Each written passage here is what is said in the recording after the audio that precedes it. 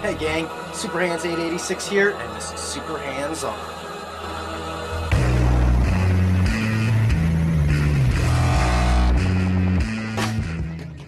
Hey gang, Super Hands 886 back again with another episode of Super Hands On. Today we're going to be looking at the Samsung Gear VR powered by Oculus. We're not going to be doing this with our 10-point system, as this is not your typical virtual reality headset. This does not support Apple iPhones. It does not support the majority of Android phones.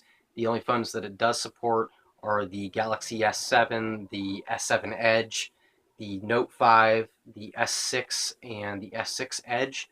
If you happen to have one of those phones and you're willing to spend the $100 on this headset, do so. It is the best headset that I've ever worn. It is the best virtual reality experience I have ever had in my entire life. It's for so many different reasons, and I'll try to get into some of those. First thing I wanted to look at was some of the features of this particular headset. It has this removable shield for putting your phone in, has this little lever here that if you have one of the larger of the phones that I mentioned, you can move it over to the left to fit it in. On this particular hinge here, there is a USB port. Once you have your phone plugged into that and you put the shield back on, there are volume buttons on this side right here, which are really, really cool. It's not something that you have to set before you get your headset in there, or you get your phone in the headset. There's also a D-pad here for making your selections, which is great. There's a select button right in the center of it. When you have the headset on, it's actually way easier to feel this than one might think. There's also a back button for your phone. Inside of the headset, there is a proximity sensor right there so that it knows whether or not you're wearing the headset. It has no adjustment for pupillary distance, which is okay. The lenses are lined up really well. It does, however, have an adjustment for focal distance. And when it comes to focal distance, this headset has way better focal distance than any of the other headsets that I've reviewed so far. It's very, very cool. Um, Samsung and Oculus really put a lot of thought and a lot of time into designing this headset.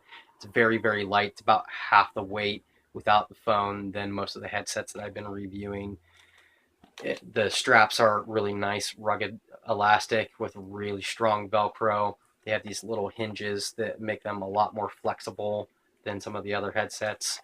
The padding is the best padding on any headset that I've reviewed. Not just because it has like this really super soft felt material, but because it's attached to this flexible rubber that it conforms to your face so comfortably. It's the most comfortable headset that I've worn so far. And one of the biggest reasons for that is this little rubber nose piece here. Most of the headsets that I reviewed just have open plastic, which for the most part isn't entirely uncomfortable, but is nowhere near as comfortable as this particular headset because of that nose piece. It boasts a 96-degree field of view, which doesn't really seem like a very high number, but with the really large screens on the phones that I mentioned, it is so incredibly immersive. It is unbelievable. I tried it with a Note 5 and I tried out the Star Chart VR, and as I was zooming into the planets, once I got closer, it made me jump back because I felt like I was going to crash into the planet. The virtual reality experience is so immersive that it's hard to believe that you're not actually there. It just this is not a budget headset in any way, shape, or form. It's everything about VR that you want done right and done well. It has its own app store, so it's I believe becoming compatible in certain ways with some of the apps on the Google Play Store. However, there is nothing in the Google Play Store or the Apple App Store that even comes close to comparing to the applications that are in the Oculus Store. Some of the games in there are are just mind blowing. I once I had this thing on, I did not want to take it off. It is without a doubt the best virtual reality headset to date that I've tried out. Unfortunately, like I said, it is $100 and it does require certain phones. I have a Nexus 5, which I did hold the Nexus 5 in there, and it actually fit pretty well, lined up really just perfectly when it got in there. and I held it up against my head and held the phone in there to keep it in there.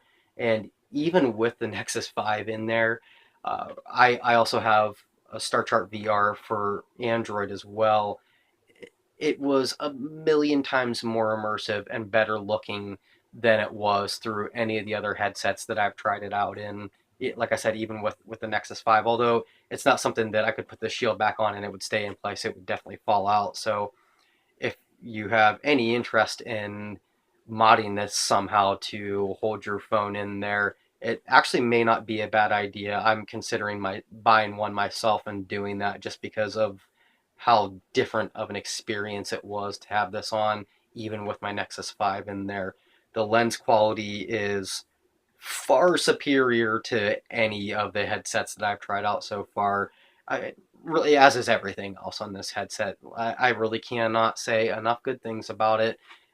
If you do happen to have one of those phones, do not hesitate. Pick this up. It is worth way more than $100 that you'll pay for it. You will thank me over and over again, and I hope that you do so in the comments. As always, make sure that you follow us on Twitter, make sure that you like our video, make sure you subscribe to our YouTube channel. There's a link in the description below to our blog. Make sure that you check that out daily for VR news and VR information. And as always, we'll see you next time.